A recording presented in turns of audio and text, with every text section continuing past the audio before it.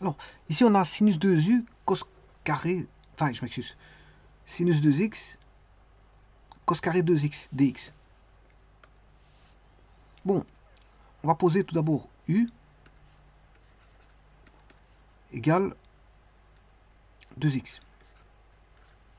En faisant ça, vous avez sinus u, cos carré u. Bien sûr, il faut mettre la différentielle, parce que vous allez avoir différentielle de u, c'est 2 dx. Donc du sur 2 est égal à dx. Donc c'est dx, il vaut du sur 2. Et généralement, on met le 1,5 devant.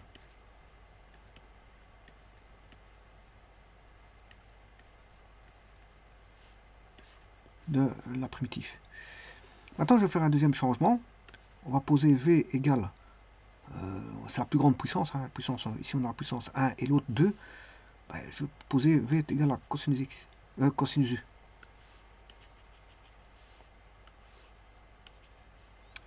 Alors, différentiel de v, différentiel de cos, c'est moins sin u du. Donc, moins dv est égal à sinus u du. Donc ici, c'est comme si vous aviez moins 1,5 primitif. Alors, on a v carré. Voilà. Et sinus u du, vaut moins dv. Alors, moi, je l'ai déjà mis, il est là. Bien sûr, à une constante qui était 1,5 près, qui provenait de la changement de variable en u. Parce qu'ici, je suis en changement de variable en v. Ça, c'est très facile parce que c'est v cube sur 3. Donc, ce sera moins 1,5 v cube sur 3, plus k. Donc, ce qui fait, voilà. Alors, ce que je vais regarder, c'est tout simplement le v.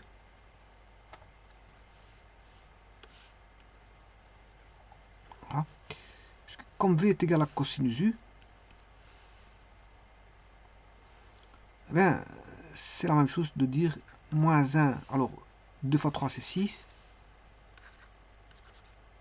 V cube plus k. Alors, c'est moins 1 sixième. V, c'est cosinus u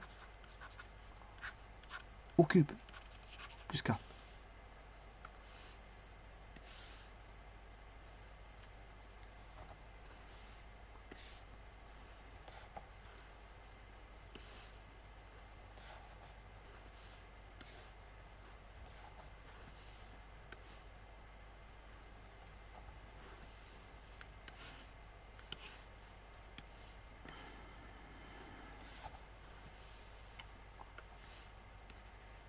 Il faut remonter la chaîne, hein, c'est juste ça.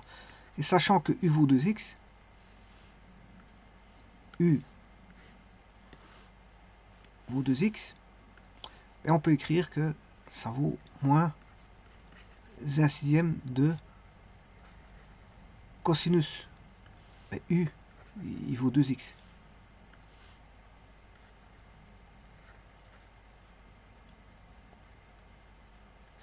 Au cube plus k.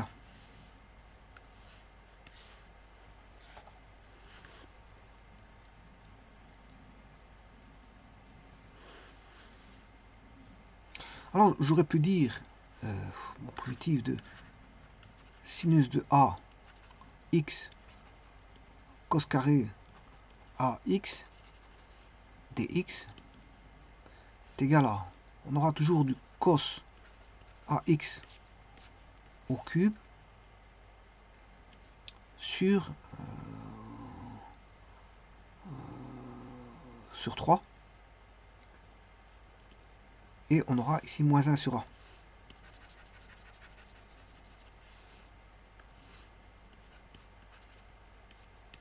Alors si vous différenciez ceci, vous aurez à avoir 3 cos ax, et le 3 vont tomber. 3 va tomber. Voilà, ça fera 1. Donc il va rester cos carré. 3 moins 1, ça fait cos carré. Il va rester cos carré ax dx. Voilà. Il faut dériver l'intérieur. Ax, différentiel de ax. Bah, je peux le faire, hein, c'est pas un problème, hein, je vais le faire tout de suite. Plutôt que de le dire verbalement.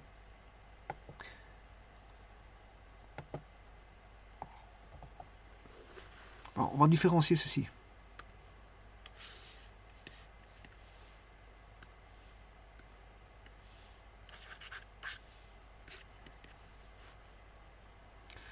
Alors, différencier la constante, ça fait 0. Moins 1 sur 3a, ça sort du signe différentiel. Et il faut différencier cos cube de ax, qui va donner moins 1 sur 3a fois 3 cos carré ax différentiel de ax. Déjà ici, vous avez ça tombe. Attention que je dois différencier le cosinus, ce qui fait moins sinus. Moins sinus ax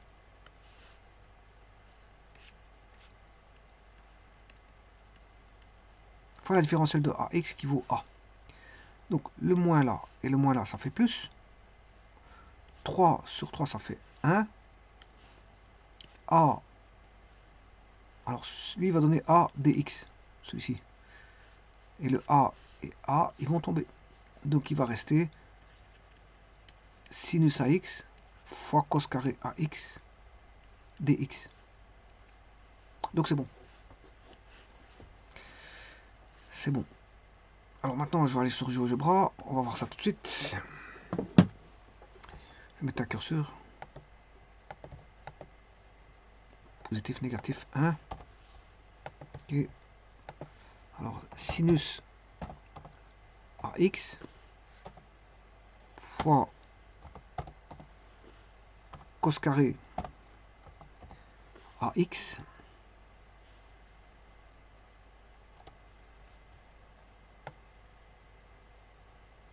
alors on joue sur la période ici. On manipule la période. Et la période qui bouge, là, si je fais bouger la période à très grande vitesse.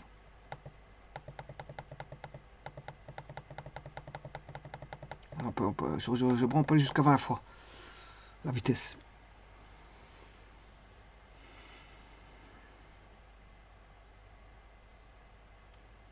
La période se modifie sans cesse.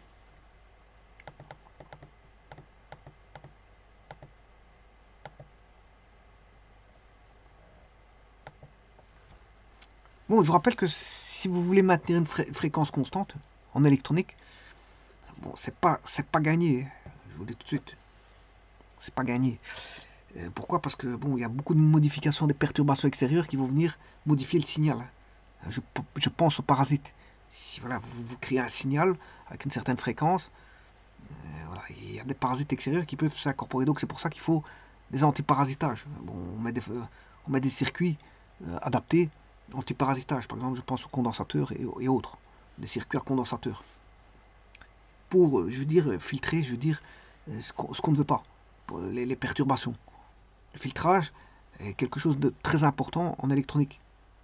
Très important. Voilà, parce que si vous voulez maintenir une fréquence constante, voilà, par exemple ceci, bon, attendez un petit instant, je vais l'arrêter. Voilà, ça, un signal qui fasse toujours ça, en fréquence, hein.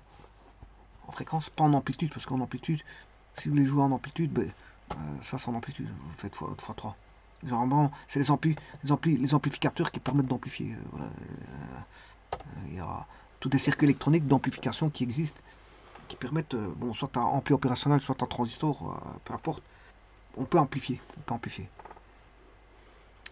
Voilà, mais en électronique, il y a l'amplification qui joue avec, bien sûr, le filtrage. Hein. On ne fait pas des systèmes d'amplification, je veux dire, tout azimut. L'électronique, si vous voulez, l'électronique pratique n'est pas quelque chose n'est pas une science exacte. N'est pas une science exacte. Enfin, quand je dis c'est pas une science exacte, c'est pas que une fois que vous avez, c'est pas comme GeoGebra ici. Vous créez un signal, voilà, il reste comme ça. Non. Le problème, c'est que il y a le milieu qui est, je veux dire, réel. Donc vous avez toutes les perturbations réelles. C'est ça que je veux dire.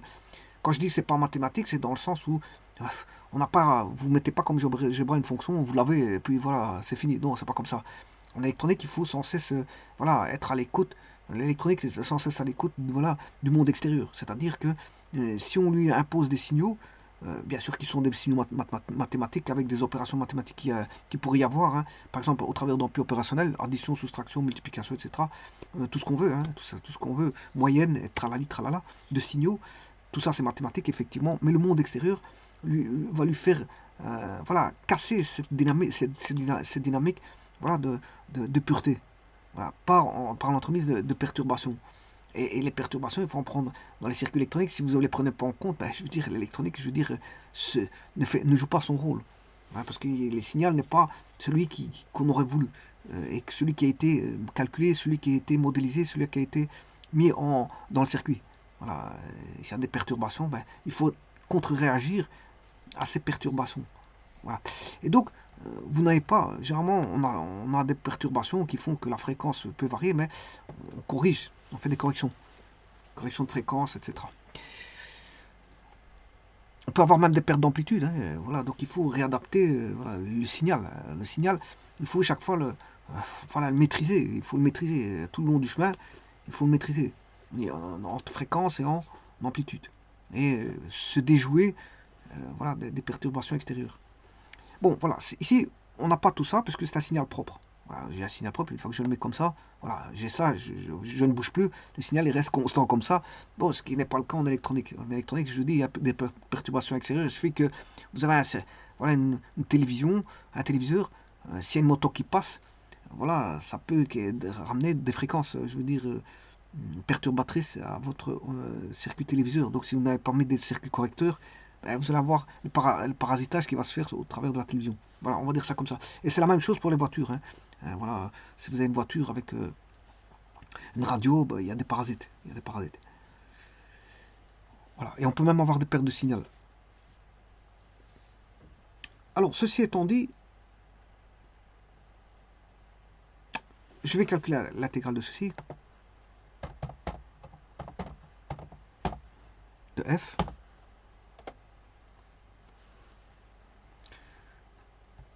Et là, voilà comment le met GeoGebra.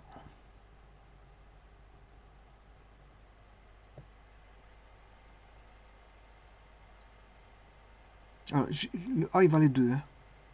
2, ça fait 6, c'est juste. Alors, vous voyez qu'on a toujours moins un tiers de cos cube.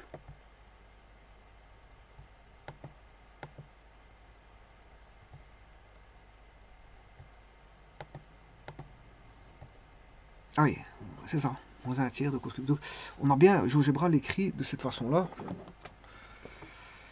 Il écrit moins un tiers. Je vais l'écrire comme GeoGebra l'écrit. Voilà, et GeoGebra met le A au dénominateur. En dehors du cube, hein. Attention, attention à ça. C'est en dehors du cube. Donc, ici je vais mettre une grande barre. Voilà comment GeoGebra l'écrit.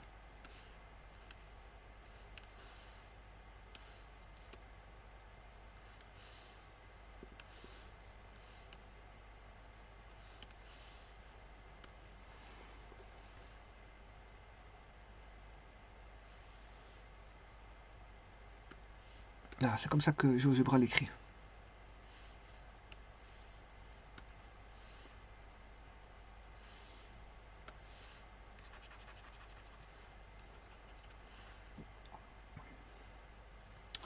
Je vous remercie.